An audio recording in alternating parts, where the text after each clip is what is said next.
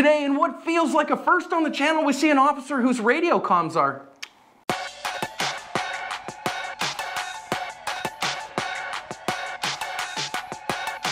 Hi friends, welcome to today's bonus badge cam lesson here at Active Self-Protection. I'm your host as always, John Correa. And I'm your co-host and the host of the Active Self-Protection podcast, Mike Williver. Today's video comes to us from Denver, Colorado.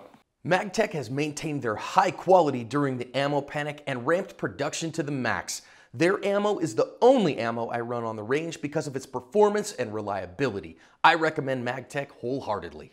2 Denver officers in 2 patrol cars have just come from a disturbance call, decided to take a break and go to the local convenience store for a slushie. And when they get there, they're going to come across a truck that a couple of days ago was involved in an eluding incident from SWAT officers. Our officer is going to investigate. Let's listen in on the badge cams. Hey, what's up, man? How you doing? Is this your car? Come here. Is this your car? Come here. Where you going? You don't have anything on you I need to be concerned about, do you? I'm gonna don't stick your hands in it. I'm just pat you down for your safety and mine. Okay, that's it. Interlace your fingers for me. Interlace your fingers for me. Like there you go. Separate your feet for me. She's in the store, man. Who's in the store? The chick. Who's the chick? The chick who owns this car. What's that? The chick who owns this car. What's in your pocket? I don't know. Interlace your fingers for me. Why are you grabbing on me like this? Huh? I'll let you know in just a second, okay? Yeah, I understand, but you go on. Hey, stay in the car. Stay in the car. Okay, grab her. Come here. Oh, shit!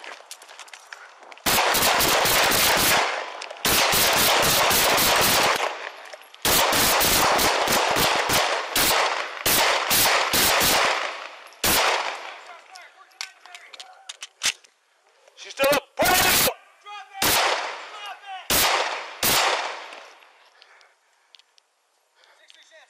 Hold on, hold on.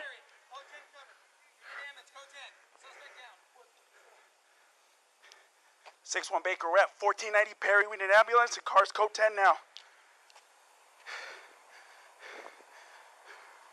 Don't stay on the fucking ground. Don't fucking move.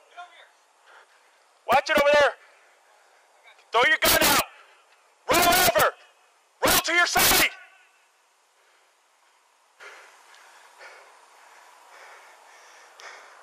Are you okay? Yeah, I'm good. You? I think so.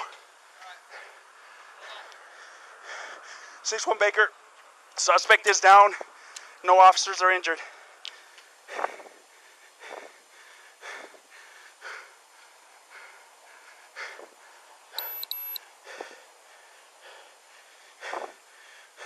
out of there! Get!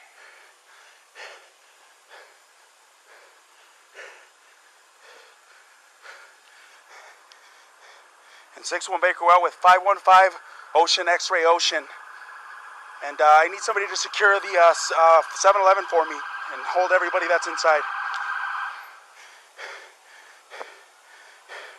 Let's move in.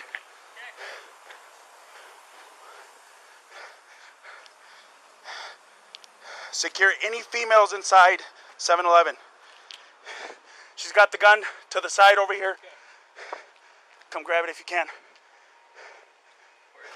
Right here.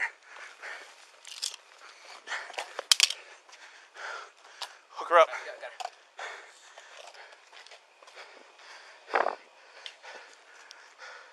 Perry and Colfax, give me a block each direction.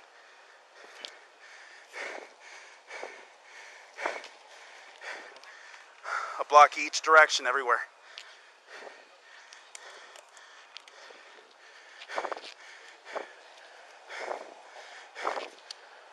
You good, bro? Yeah. It's that Jeep that eluded the gang unit last night, or 2 nights ago. Pour her arm out.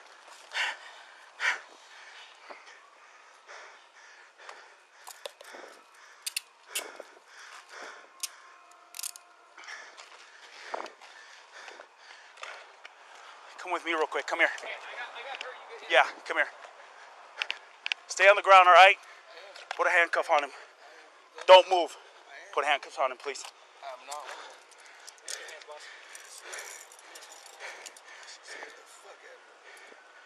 Are you shot? No? No, this is a separate incident, sir. Close that out, please. And we got an ambulance coming, code 10 ready, got a party down. Stay right there.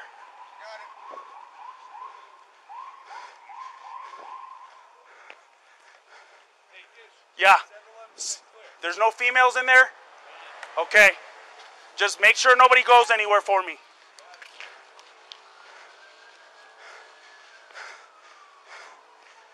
Roll her over.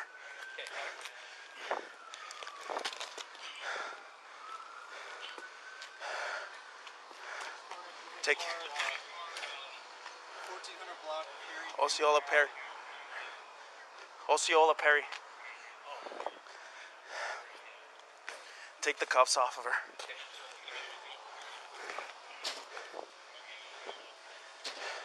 Here.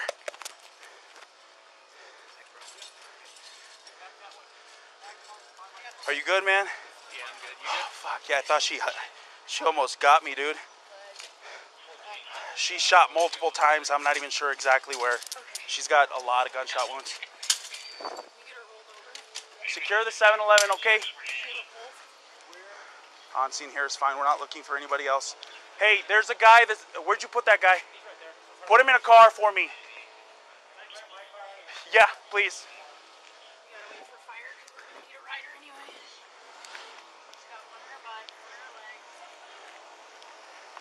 6-1 Baker, I need somebody to go with the ambulance.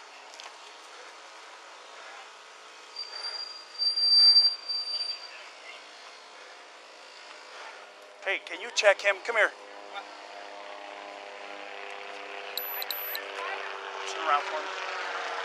Okay. All right, you're good. Yeah. Yeah, I think so.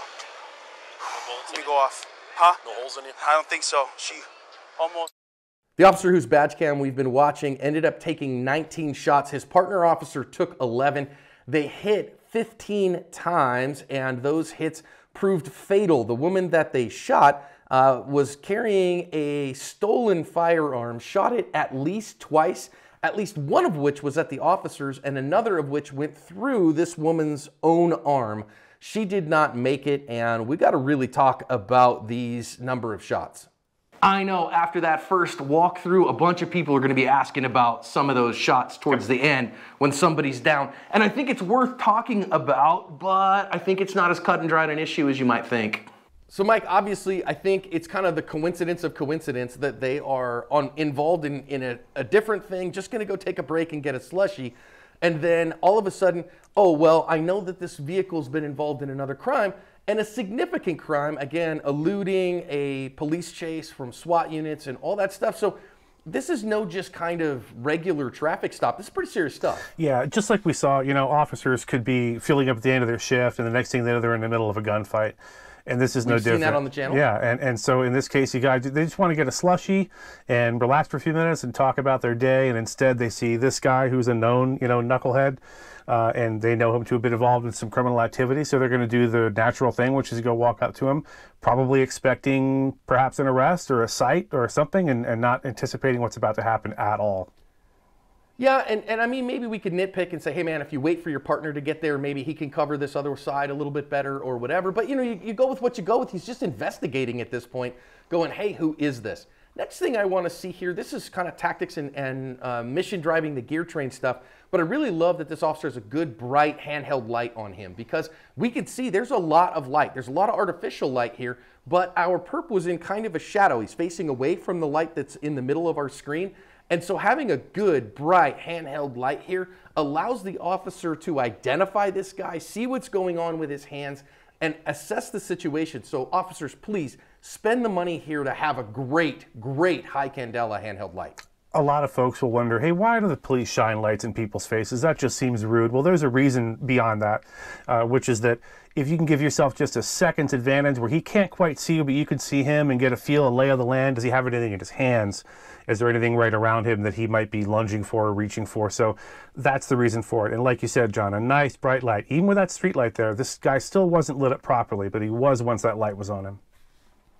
Now, I also think, Mike, I'd love to get your thoughts, because it sounds to me like this officer, he comes up and talks to this guy and is pretty chill with him. He doesn't bark at him. He doesn't, like, come over and try to overwhelm him. He just, hey, man, come here, let's talk. I want to do this. I need to search you, blah, blah, blah. I'll tell you in just a minute. I think he did a pretty good job of walking that line with officer friendly, but still getting this guy safe.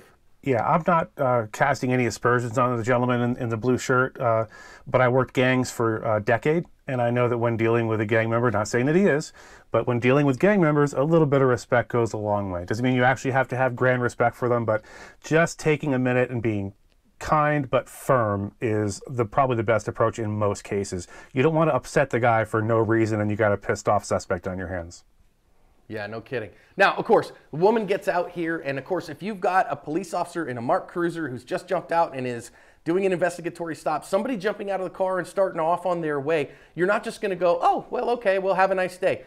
Obviously, this is when all the bells and alarms start going off. Again, I'm not saying this guy's a gang member, but a known tactic of gang members is to have a female companion hold dope, hold guns, hold weapons, any kind of contraband. It's a very well documented thing. Any gang investigator will tell you that.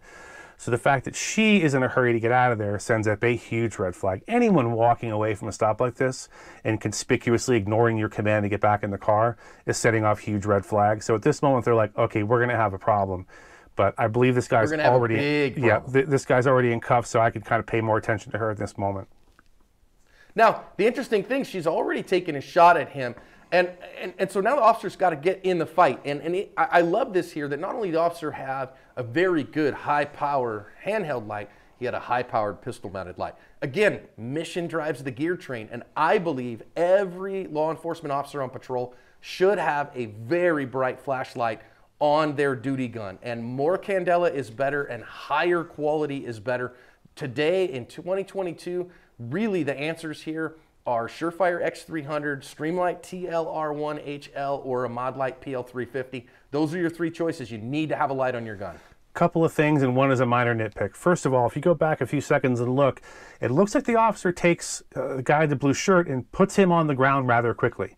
The reason for that is he's now unable to run away effectively or defend himself, so we get him out of the way in case there is gunfire that continues. Well done, officer. He did say in his testimony afterwards that he heard a round go by him. So if that's what happened in that moment, he needs to protect this guy. This guy's in his custody now. He's in charge of this guy and in charge of his safety. Now on to the handheld versus gun light.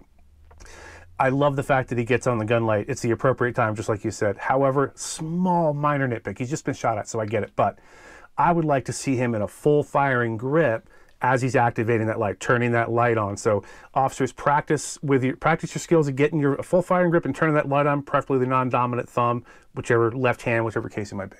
Now, he is going to come around and see this woman down on the ground, but turning to face him, who has just shot at him. His partner is shot back.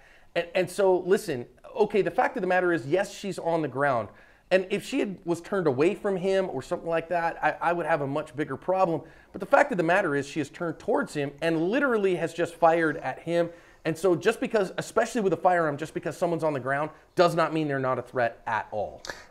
I could tell you odds are as he's firing these rounds, he is laser focused, maybe not on his front sight, maybe on the gun that's still pointed towards him and still in her hand, realizing that gun she could pull the trigger at any moment. I know a lot of people are going to watch this, and the optics of this aren't great. It doesn't look great that she's on the ground and he's shooting at her. I understand how it looks. She's a lot closer to this officer in reality than what it appears to be on this tape. She looks to be about 20 or 30 yards away when in fact, what would you say, John, maybe 10 feet, 20 feet, not even? Yeah, well, I mean, farther than that, maybe 10 yards, but so the fisheye effect on badge cams is absolutely real. She's not very far. That dumpster is fairly close, and so my actual guess is somewhere right around maybe 8 to 10 yards is how far she actually is. But again, the camera, the badge cam, doesn't get to record as high a resolution, especially in low light conditions, as the human eye can see. So we're having a hard time trying to see grainy and small what the officer's able to see, especially in an adrenalized state, all the oxygen in his eyeballs that he could possibly have. he gets to see that a lot. And he's seeing somebody with a gun in her hand who has just shot at him for no good cause whatsoever other than he told her to stop. So I don't have any problems with him returning fire, even though she's on the ground, because she's got a gun, and a gun can kill no problem when the suspect is down if they still have it in their hand. Now the officer is going to go back because he's going to come back here and get a couple shots off more, because again, he doesn't hear, is she out, is she done, or whatever. Now, one more thing here, tactics, techniques, and procedures from difference from private citizens to law enforcement, because private citizens, we literally never see private citizens use reloads in real gunfights, because a private citizen at this point would run the heck away. A law enforcement officer can't do that. We see law enforcement officers need to reload with some regularity, and so officers, hear me. Yes, your hits are incredibly important, and so spend a ton of time on marksmanship and getting hits, but you do need to reload the gun. You need to be able to reload it quickly, so practice that skill. Absolutely. It looks like he did a pretty good job here. I also want to commend him for getting back behind cover. That dumpster is excellent cover. So he didn't stand out, in the breach the whole time while doing a reload. He sought cover, did the reload, and got back out onto the sites. Now, if somebody's going to have a hard time, Mike, I think it's going to be right here. That he'd say, wait a minute, is this woman still a threat? Now, if you notice, I heard the officer say, she's still up. Now, of course, we know she's laying on her side. He's not talking about she's still standing, but in his report and in the investigation, he said she still had the gun. And you saw where we pointed the arrow. You could just see that little black speck. Very hard for us to see. But the officer said that was the gun that was still in her hand. And she's facing him still with a gun in her hand. And so my initial walkthrough of this one, Mike, the first time or two that I watched it, I was like, oh gosh, I didn't love those three.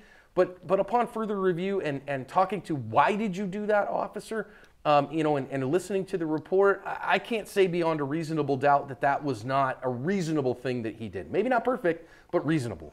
When an officer says she's up or I'm up or someone's up, frequently in tactical training, we'll talk about being up on a gun, where you have or especially a long gun, where you have a gun up. It's just a tactical term, meaning the gun is up and in play, or it's being aimed in, or whatever the case may be, or it's being brought to bear. Yeah, 100% can understand why someone would look at these last few shots here and cry foul, because it doesn't look good. The optics are terrible. And the fact is, I can't see what he's seeing right now. He's just been shot at, which again, for absolutely no reason whatsoever. He was just telling her to come back to the car, and she made a choice to shoot at a law enforcement officer and run away. I get why these last three look bad. I don't know what I would have done in that situation. I'd like to think I'd hold on her for a second and kind of see what happens. But if he's closer than it appears in this video, and he still sees a gun pointed at him, I couldn't say beyond a reasonable doubt that his actions were not reasonable or justified. But I absolutely understand how other people would see these and think that looks really, really bad. I understand that completely. Yeah. I will say at the end here that what we see on this last bit is that those last three shots, she actually moved. She did roll over on those last three. So I do think that she still was conscious at that point. It's possible that she wasn't, but I think she was, still had a gun in her hand. And so is it beyond the pale that this could be a reasonable action by the officer? No, I do think, the optics aren't great, but I understand, given what he said immediately afterwards, just before these shots, she's still up. That's an excited utterance. I don't think he's, being cold and calculated with that. So I don't have a problem, especially in light of the rest of this, that I think he acts with some compassion and some reasonableness on her later. So I also love here, Mike, I'm just going to let it play from here, but I think this officer did an excellent job of communicating. He absolutely said who he was, where he was, what he needed in the moment. He didn't just holler on the radio, shots fired, dear diary, I'm in a gunfight and I'm scared. He got through with his fight, won the fight, and then communicated what he needed to everyone else and maintained control of the scene. And I think that shows a real level of mental presence. Agreed. Now, the biggest thing that I really want to say here, that comes from, I think, a high level of training, a big willingness to say, hey, I know who I am and I'm okay. And the other thing I think on this one, Mike, he does that, and you can kind of hear a crack in his voice a little bit there, that he was still under incredible high stress. Now, how do you maintain your calm and your cool under incredible emotional stress? In my opinion, the number one way to do that, train like your life depends on it, and then use that training to the utmost of its abilities to stay mentally present. Agreed 100%. His comms were good, as you said, and his scene security and scene control were excellent as well. I've never had to shoot anyone, so I can't claim to know that level of stress and that level of fatigue that sets in very quickly after this sort of thing. But I think he did a phenomenal job, as you said, of just remaining calm and controlling things and controlling his breathing and making sure this scene was preserved, and they got to her as quickly as they possibly could safely. Yeah, and I love that they kind of slowed their roll a little bit. Okay, we got to make sure she's safe, but the gun is out of her hand. Now we can start to approach, and he's going to get that firearm. It ended up being a gun that was stolen out of another car that was in her possession. So we have a woman in a car that was a felony eluding suspect who has a stolen gun out of somebody else's car. Note to every single viewer on the channel, please never leave firearms in vehicles. And if you absolutely have to, please make sure that that's in a locked container, a safe of some kind, because that's the number one vector of criminals getting a hold of firearms is, stealing them out of unlocked cars. So don't do that. But then once they get her into custody, they get the ambulance in there as fast as possible. And I think they had some compassion there that as soon as they knew, they'd searched her, they got and made sure she didn't have any more weapons, took the cuffs off of her for the paramedics to be able to work on her better, even though they knew probably wasn't going to be a thing. So I get why they don't love the optics on, the extra 3 shots at the end especially. I think given in light of the officer's work afterwards, I think his what he said is an excited utterance early, and the way that he treated the rest of this scene afterwards, this guy's, I don't think a power-hungry guy, or he's not trying to hurt anybody, and so I'm inclined to give him the benefit of the doubt and say that he covered his asp.